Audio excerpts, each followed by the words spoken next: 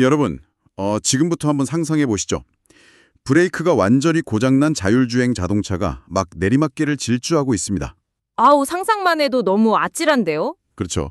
근데 여기서 그대로 직진을 하면 횡단보도를 건너는 보행자 5명을 덮치게 되고요. 만약에 핸들을 확 꺾어서 콘크리트 벽에 충돌하면 탑승자인 여러분 1명만 목숨을 잃게 됩니다. 아, 그 아주 유명한 윤리학적 사고 실험이네요. 네, 맞습니다. 이 짧은 찰나의 순간에 기계의 알고리즘은 도대체 누구를 살리도록 프로그래밍 되어야 할까요?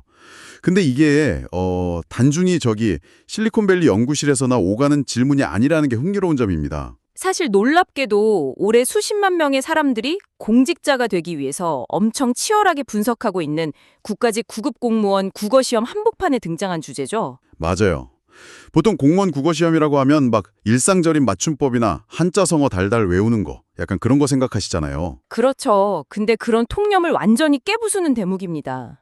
현대사회에서 텍스트가 개인에게 요구하는 능력은 그냥 글자를 수동적으로 읽어내는 게 아니거든요. 네네. 방금 말씀하신 그런 딜레마 상황에서 우리가 어떤 논리적 구조를 통해서 사회적 합의를 도출해낼 것인가, 이런 아주 철학적인 사유에 맞닿아 있는 거죠. 바로 그겁니다. 그래서 오늘 저희가 아주 깊게 파헤쳐볼 자료가 바로 이 2025년 국가직 구급 국어시험 해설 자료입니다. 특정 강사나 학원 이름 같은 건 철저히 배제하고요. 오직 이 텍스트 안에 담긴 지식의 조각들만 쏙쏙 뽑아볼 겁니다. 네, 언어학부터 시작해서 과학, 윤리학, 논리학까지 정말 다양한 분야가 총망라되어 있죠? 네, 이게 그냥 수험 자료라고 생각하시면 약간 지루하게 들릴지도 모르겠는데요. 한 겹만 딱 벗겨내보면 우리가 매일 쏟아지는 정보 속에서 세상을 어떻게 분류하고 논리적으로 사고하는지를 보여주는 완벽한 축소판이거든요. 맞습니다. 단순한 수험생이 아니더라도 이 현대사회의 정보 홍수 속에서 핵심을 꿰뚫는 문해력과 논리력이 왜 필수적인지 오늘 이 심층 분석을 통해 확실히 깨달으실 수 있을 겁니다. 좋습니다. 그럼 먼저 우리 사고를 지배하는 가장 기본적인 도구죠. 언어의 규칙부터 한번 이야기를 시작해 볼까요? 네, 자료의 첫 번째 문항을 보면 공공언어의 순화 원칙이 등장합니다. 텍스트에서 디지털 교육 마스터 플랜이라는 외래어 표현을 디지털 교육 기본 계획으로 바꾸라고 지적을 하거든요. 아, 마스터 플랜? 네, 그리고 본 조사의 대상은 무슨 기업입니다. 이렇게 문장의 주어와 서술어가 정확히 호응하도록 고치는 문제도 같이 나옵니다. 사실 마스터 플랜이라고 하면 왠지 좀 더 전문적이고 막 거창해 보이잖아요.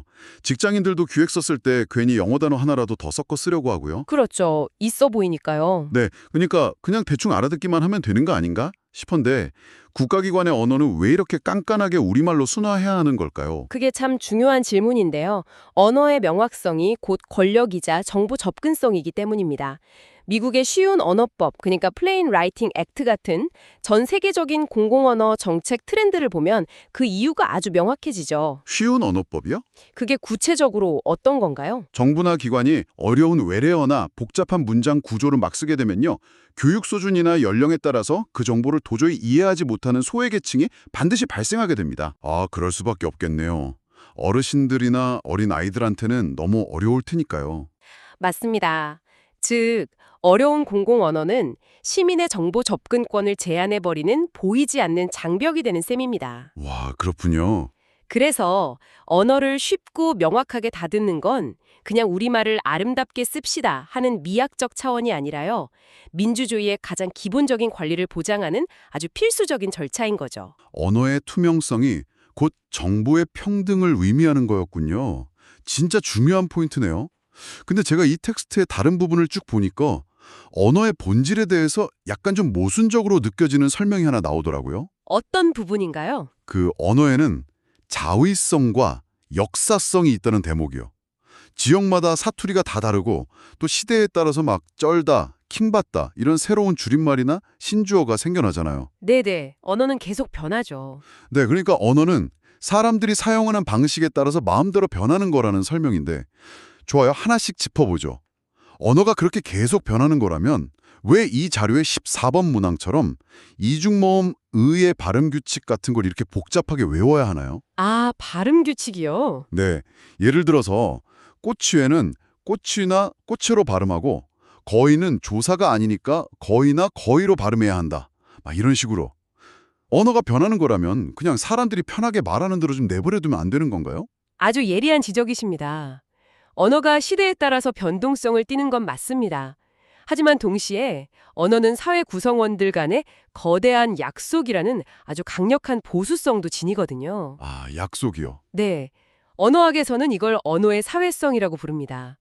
개인이 임의로 바꿀 수 없는 약속인 거죠. 경제 시스템으로 한번 비유를 해볼까요? 네. 경제 시스템이요. 화폐의 가치는 시장 상황에 따라서 매일매일이 변하잖아요. 그렇다고 해서 개인이 오늘부터 나는 지폐 크기를 반으로 잘라서 쓸래, 혹은 3만 원짜리 지폐를 새로 그려져 쓸래, 이럴 수는 없죠. 아유, 각자 자기가 만든 돈을 쓰겠다고 나서면 시장 경제 자체가 아예 붕괴해버리겠죠. 정확히 그겁니다.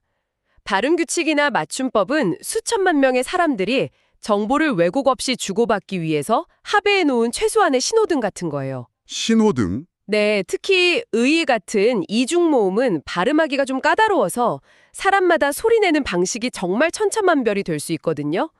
이걸 그냥 방치하면 신호등이 고장난 교차로처럼 구두로 전달되는 정보의 오차가 막 눈덩이처럼 불어나게 됩니다. 아, 듣고 보니까 그러네요. 규칙이 겉보기에는 좀 답답하고 복잡해 보일지라도 이 정교한 제약이 있기 때문에 우리가 서로의 의도를 오해 없이 타진할 수 있는 겁니다. 제약이 오히려 소통을 완벽하게 보장해 준다는 거군요. 자, 이렇게 언어의 규칙이 우리가 소통하는 방식이라면 이제 과학과 예술 분야로 넘어가 보겠습니다. 이 지문들은 우리가 세상을 어떻게 분류하고 인식하는지를 보여주거든요. 네, 범주화에 대한 이야기죠. 맞아요. 저는 특히 생물학에서 동물의 체온 조절을 분류하는 대목을 읽고 진짜 머리를 한 대 콱 맞은 것 같았어요. 아마 대부분의 청취자분들도 내온동물이란 항온동물을 같은 개념으로, 그리고 외온동물이랑 변온동물을 같은 개념으로 묶어서 생각하고 계셨을 겁니다. 제 말이 그겁니다. 스스로 열을 내는 내온동물은 당연히 체온이 일정한 항온동물일 테고 밖에서 열을 얻는 외온동물은 날씨에 따라서 체온이 들쭉날쭉한 변온동물이겠지. 이렇게 그냥 무의식적으로 묶어버리잖아요. 직관적으로는 그렇게 생각하기 쉽죠. 근데 지문에서는 열 획득 방식이랑 체온의 안정성은 완전히 독립적인 기준이라고 단언을 하더라고요. 맞습니다. 아주 재밌는 예외들이 많거든요. 깊은 바다, 심해에 사는 특정 어류들을 한번 생각해 보시죠. 심해어들이요? 네, 이 물고기들은 체내에서 스스로 열을 발생시키지 못해서 주변 환경에 의존해야 하는 외온동물입니다. 그럼 변온동물이어야 하는 거 아닌가요? 그렇게 생각하기 쉽지만 심해의 수온은 1년 365일 내내 거의 변하지가 않습니다. 환경 자체가 거대한 항온기 역할을 해주는 거죠. 아, 밖의 온도가 안 변하니까. 네, 그래서 결과적으로 이 어류들의 체온은 항상 일정하게 유지되는 항온성을 띠게 됩니다. 외온동물이지만 항온동물인 셈이죠. 와, 대박이네요. 반대로 스스로 열을 내는 내온동물인데도 체온이 막 변하는 경우도 있다면서요? 겨울잠을 자는 박쥐나 설추류가 대표적인 사례입니다. 이들은 엄연히 체내 대사로 열을 만드는 내온동물이에요. 하지만 아주 혹독한 겨울을 버티기 위해서는 에너지를 극단적으로 아껴야만 합니다. 아, 살아야 되니까. 그렇죠. 그래서 의도적으로 대사율을 확 낮추고 자기 체온을 주변 온도에 맞춰서 40도까지 뚝 떨어뜨려 버립니다. 스스로 열을 내면서도 극단적인 변온성을 보여주는 거죠. 여기서 진짜 흥미로운 부분은요. 이건 마치 제가 예전에 스마트폰 고를 때 하던 착각이랑 완전히 똑같다는 거예요. 스마트폰이요? 네, 화면이 크면 무조건 배터리가 오래 갈 거야 라거나 배터리 용량이 크면 무조건 화면도 크겠지. 이렇게 두 개의 스펙을 섞어서 헷갈리는 거랑 똑같잖아요. 아주 적절한 비유네요. 디스플레이 크기랑 배터리 용량은 완전히 별개의 기준인데 우리 뇌는 복잡한 걸 싫어하니까 그냥 하나로 퉁쳐서 인지적 지름길을 만들어버리는 거군요. 바로 그 인지적 지리오딜, 인간의 그 섣부른 범주와의 오류를 경계하는 게 과학적 사고의 출발점이라고 할 수 있습니다. 이 텍스트에 나오는 가청 주파수 지문도 같은 맥락에서 우리가 인식하는 세상에 대해 아주 중요한 시사점을 던지죠. 아, 주파수 약이요? 인간은 20에서 2만 헤르츠 사이의 소리만 듣는데 개는 5만 헤르츠까지 듣는다는 그 부분이죠. 맞습니다. 우리는 보통 눈을 뜨고 귀를 열면 세상의 모든 실제를 아주 객관적으로 파악하고 있다고 믿잖아요. 그렇죠. 내가 보는 게 세상의 전부라고 생각하죠. 하지만 사실 인간이 경험하는 세계는 철저히 20에서 2만 헤르츠라는 생물학적 필터를 한번 거친 지극히 편협하고 인간 중심적인 버전의 세계일 뿐이라는 겁니다. 와, 우리 옆에서 꼬리를 흔들고 있는 개는 분명 우리랑 같은 물리적 공간에 있지만 인간의 인지 범주로는 영원히 닿을 수 없는 전혀 다른 진동의 우주를 동시에 살아가고 있는 셈이죠. 내가 보는 세상이 이 우주의 전부가 아니라 특정 필터가 끼워진 버전이라니 진짜 갑자기 겸손해지는데요. 근데 흥미로운 건 이렇게 세상을 인간만의 기준으로 필터링하고 범주화하려는 욕망이 과학뿐만 아니라 예술에서도 아주 노골적으로 드러난다는 겁니다. 네, 바로 고대 이집트 벽화 지문이죠. 네, 이집트 벽화를 보면 인물들의 포즈가 진짜 기괴할 정도로 부자연스럽잖아요. 어깨는 가슴은 정면을 향해 있는데 얼굴은 측면이고 근데 또 눈은 정면을 응시하고 있고요. 미술사에서는 이걸 양식화된 이상주의라고 부르는데요. 이집트 화가들은 대상을 바라보는 하나의 고정된 단일 시점을 과감하게 포기했습니다. 아, 시점을 포기했다고요? 네, 대신에 신체의 각 부위가 가장 그 본질을 잘 드러내는 각도를 떼어내서 조립을 한 겁니다. 눈은 정면에서 볼 때 눈의 본질이 가장 잘 보이고 발과 다리는 옆에서 볼 때 움직임의 특징이 잘 산다고 판단을 한 거죠. 그래서 이 파편들을 기하학적으로 조합해서 그려낸 겁니다. 근데 저는 지문을 읽으면서 진짜 약간 의아했던 게 하나 있어요. 고귀한 신이나 파라오, 귀족들은 막 그런 이상적인 부위의 조합으로 엄청 장중하게 그렸으면서 평범한 농부나 일꾼들은 밭을 갈거나 일하는 모습 그대로 아주 사실적으로 그렸더라고요. 네, 그림의 스타일이 완전히 다르죠? 언뜻 생각하면 대상을 있는 그대로 사실적으로 스케치하는 게 훨씬 더 생동감 있고 고차원적인 기술 아닌가요? 왜 지배계층은 굳이 부자연스럽게 조립을 하고 피지배계층만 사실적으로 그렸을까요? 그 질문에 대한 답이 바로 이집트인들이 세계를 어떻게 분류하고 바라봤는지 보여주는 핵심입니다. 고대 이집트인들에게는 현실의 시간 속에서 움직이고 땀 흘리는 건 언젠가 썩어 없어질 필멸의 증거였습니다. 필멸이요. 죽는다는 거네요? 맞습니다. 즉 평범한 사람들은 그냥 찰나를 살다가는 행위하는 자라는 범주에 속했기 때문에 변화하는 현실의 모습 그대로 생동감 있게 그린 거예요. 아, 찰나의 존재니까. 반면에 신과 귀족은 찰나의 시간을 초월해서 영원불멸해야 하는 존재하는 자였습니다. 영원성을 부여하기 위해서는 시간에 따라 변화하는 사실적인 묘사가 아니라 불변하는 개념적이고 이상적인 형태의 틀 속의 대상을 영원히 박제해둬야만 했던 거죠. 와, 이거 진짜 소름 돋네요. 단순히 화가의 미술적 기교 차이가 아니라 시간에 묶여 있는가 아니면 시간을 초월했는가 하는 그 존재론적 계급을 캔버스 위에다가 분리수거해 놓은 거군요. 아리스토텔레스 시대부터 인간은 끝없는 혼돈 속에 질서를 부여하려는 범주화의 욕망을 가져왔거든요. 고대 이집트인들이 종교적 잣대로 세계를 쪼갰다면 현대 생물학자는 아까 봤던 열획득 방식이라는 과학적 잣대로 자연을 쪼개고 있는 겁니다. 결국 시대나 분야만 다를 뿐이지 대상을 분석하고 이해하려는 인간의 인지적 소프트웨어는 완전히 똑같이 작동하고 있다는 거네요. 맞습니다. 인간이 세상을 인식하는 방식 그 자체인 거죠. 좋습니다. 자, 이렇게 자연과 예술을 논리적으로 분류하던 인간의 지성이 이제는 아주 복잡하게 얽힌 현대 사회의 윤리적 딜레마나 정책 문제를 해결하는 도구로 어떻게 쓰이는지 살펴볼 차례입니다. 아까 우리 오프닝에서 던졌던 그 딜레마로 다시 돌아가 볼까요? 네, 브레이크가 고장난 자율주행 기차 이야기였죠. 네, 지문에 등장하는 트롤리 딜레마 대화입니다. 기차가 5명을 향해 돌진할 때 선로를 바꿔서 1명만 희생시킬 것인가? 여기서 대화 속 인물들의 입장이 엄청 첨예하게 갈리잖아요. 네, 소연이라는 인물은 한 명이 희생되더라도 결과적으로 5명을 살릴 수 있다면 선로를 바꿔야 한다는 결과 중심주의 입장을 취합니다. 다수를 살리는 게 맞다는 거네요. 반면에 은주라는 인물은 상황이 어찌되었든 스위치를 눌러서 누군가를 직접 죽음에 이르게 하는 그 행위 자체가 부도덕하니까 절대 개입해서는 안 된다는 행위 도덕성의 입장을 대변하죠. 네네. 사실 이건 영국의 철학자 필리파 풋이 처음 고안했던 트롤리 딜레마의 고전적 사고 실험을 아주 완벽하게 재현한 대화입니다. 저는 솔직히 이런 딜레마를 볼 때마다 약간 반발심이 좀 들거든요. 왜냐하면 세상 일이라는 게 선로 2개처럼 딱 깔끔하게 나뉘는 것도 아니고 실제 상황에서는 막 소리를 지르거나 다른 물건을 집어던지는 식의 제3의 변수가 무수히 많잖아요. 네, 현실은 훨씬 복잡하죠. 네, 그러니까 이렇게 현실성에 떨어지는 통제된 철학적 말장난이 실제 사회 문제를 해결하는 데 진짜 쓸모가 있는 건가요? 호스트님이 느끼시는 그 답답함이 지극히 정상입니다. 현실은 절대 그 통제된 선로 위를 달리지 않으니까요. 맞아요. 하지만 바로 그 지점, 현실의 무수한 제3의 변수들을 전부 다 쳐내고 인간 윤리의 가장 밑바닥에 있는 코어 작동 원리만을 앙상하게 남겨보는 것, 그게 바로 논리학과 사고 실험의 진짜 목적입니다. 코어 작동 원리만 남긴다. 네, 현대 자율주행 자동차를 생각해 보시죠. MIT의 모럴 머신 프로젝트 같은 걸 보면 이 논리가 똑같이 적용되고 있습니다. 자율주행 알고리즘을 짤 때는 소리 지르기나 그냥 운에 맡기기 같은 모호한 변수를 코드로 입력할 수가 없어요.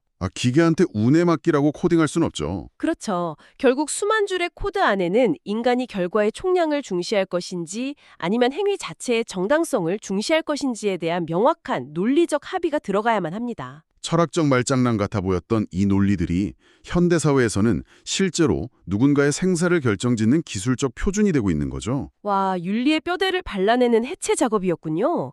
그렇다면 이 모든 논리가 철학이나 기계 말고 돈이랑 정책이 얽혀있는 실제 사회 문제에는 어떻게 적용될까요? 아주 훌륭한 질문입니다. 텍스트 뒷부분을 보면 명제 논리들이 등장하죠. A이면 B이다. 대우 추론 같은 것들이요. 아, 수학 시간에 배웠던 거네요. 네, 이 무미건조해 보이는 논리 기호들이 현실의 사회 정책을 어떻게 뒤집을 수 있는지 보여주는 아주 압도적인 지문이 하나 있습니다. 바로 교사 부족 사태에 대한 18번 문항입니다. 그 교사 부족 사태짐은 저도 기억납니다. 어떤 국가에서 지방이랑 도시 외곽 지역의 교사가 턱없이 부족해지니까 정부가 대책을 하나 내놓잖아요. 네, 정부는 지방 발령 교사들의 연봉을 인상하고 양성기관을 늘려서 교사를 많이 공급하겠다, 이런 대책을 세우죠. 솔직히 상식적으로 들리거든요. 사람들이 지방에 안 가는 건 돈을 적게 줘서 그런 걸 테니까 연봉을 더 주면 당연히 해결되겠지. 이거 그냥 경제학의 기본 논리 아닌가요? 정부 역시 그런 직관적인 경제 논리에 기대서 정책을 짰을 겁니다. 하지만 지문의 필자는 명제 논리의 칼날을 딱 들이대면서 이 정책의 허점을 산산조각 내버립니다. 어떻게 산산조각을 내죠? 필자가 파악한 진짜 원인은 따로 있었거든요. 교사들이 지방 근무를 기피하는 진짜 이유는 연봉 때문이 아니라 그 지역의 열악한 교육 환경과 문화 인프라, 즉 사회 기반 시설의 부족 때문이라는 겁니다. 돈이 아니라 인프라다. 그럼 이 상황을 기호 논리로 한번 분해해 볼까요? 만약에 정부의 논리가 맞으려면 연봉이 오르면 교사가 지방으로 간다. 즉 A면 B이다. 라는 인과관계가 성립을 해야 합니다. 그렇죠. 근데 지문의 필자는 기반 시설이 나쁘면 교사가 떠난다. 이 논리를 주장하고 있는 거잖아요. 맞습니다. 그리고 필자가 이 논증을 가장 강력하게 뒷받침하기 위해서 대우 출원에 활용합니다. 기반 시설이 나쁘면 교사가 떠난다. 의 대우 명제는 어떻게 되죠? 자리를 바꾸고 부정을 해야 하니까 교사가 떠나지 않으려면 기반 시설이 나빠서는 안 된다. 즉 좋아야 한다가 되겠네요. 정확합니다. 그리고 지문에서는 이 대우 명제가 참이라는 것을 증명하는 실제 데이터를 딱 꺼내들죠. 이게 정말 압권입니다. 맞아요. 그 팩트체크 부분. 과거에 지방에서 일하던 사회 초년생들이 도시로 이직을 했는데 놀랍게도 연봉이 삭감되는 걸 감수하면서까지 도시로 떠났다는 데이터가 나오죠. 네. 그리고 이직의 주된 사유를 조사해 보니까 열악한 대중교통 인프라 때문이었다고요. 와, 돈을 덜 받으면서까지 인프라를 찾아 떠났다는 거잖아요. 완벽한 논리적 증명인 거죠. 연봉 인상이라는 변수는 사람을 움직이는 핵심 동력이 아니었다는 사실이 데이터를 통해 확정된 겁니다.